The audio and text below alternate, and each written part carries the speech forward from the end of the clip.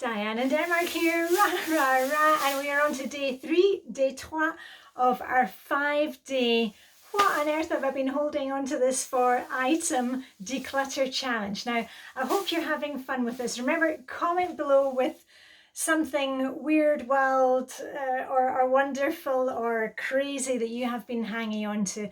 Put in the comments, tell us why you've been holding on to it, maybe how long you have been holding on to it, and hopefully also sharing with us that kind of that nice feeling of release from you're finally letting it go. Anyway, I'm checking in with you today. I'm actually down here in the basement.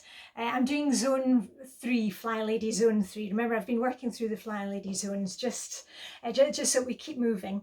And a little update about yesterday. You saw me, I had all those plastic lids from the jam jars. Well, guess what, also down here, I had the holder for 4 of the jam jars. And the idea was that, you know, when you had guests, you would have different jams in each one, or so anyway, so that is also being decluttered. I'll probably give that also to Joe, or I'll go to the clothes swap party. I don't have any jam jars that fit, so don't start saying, oh, I could use it for something else. You declutter your stuff, I'll declutter my stuff, okay? And start making excuses of, oh, well, you know, I could use it for something else. That's another reason that we kind of hold on to things. We think, well, I may be able to use it. No, if you don't have an idea right here, right now, that you're going to accomplish within the next week, it's time to let it go. So anyway, I'm in zone 3 down here in the basement. You know, you could choose the bathroom, the office, laundry room. This is where I do my ironing. See, iron. You're actually standing just in front of the ironing board, and this is where I keep our winter coats, seasonal items, kids memorabilia, stuff like that. So anyway, my item for today, and I've actually got several, are some books that I've had since I was a child. I'm 52, and I've had these books for years and years and years, and I'll tell you why I've had these and hung on to them. I don't know why I've hung on to them, but I can tell you why I had them.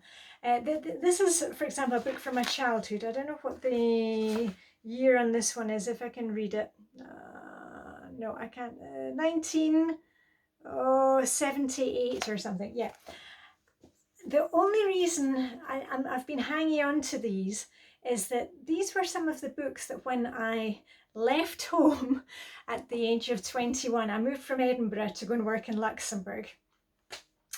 I suddenly, for some reason, kind of took some old childhood stuff with me, and it has moved with me from apartment to apartment. I had several different apartments in Luxembourg, and then we moved here to Denmark, Copenhagen, and we had an apartment, and then we bought the house we bought this house in the year 2000. My son was born in 1999, and we bought the house here in the year 2000. And it's just kind of always, you know, it's one of those things that's kind of followed me. I don't actually have a huge interest in this book. I have another book that I am going to hold on to, and I'll show you that now. But this one is being decluttered. Goodbye. Thanks for all the old corny jokes. I am going to hold on to this one. Now, this one is a picture book that I've had since I was a child. And this one, I do like to have a look at it from time to time because it does bring back memories, and I have my kind of favourite stories, and I love the drawings in here. And I mean, you can see it's very much of its time. And I had been colouring it in, the thing about going to the sweetie shop. And this one, I'm going to keep. Oh, I love this one about the Christmas tree. And this one I'm going to keep because I have a real deep connection to it. Whenever I see it, it does, you know the Marie Kondo thing, it does spark joy in me. And also, it was published, I don't know if you can see that there, by Morrison and Gibb. Now, Morrison and Gibb were a publishers, long gone, I think.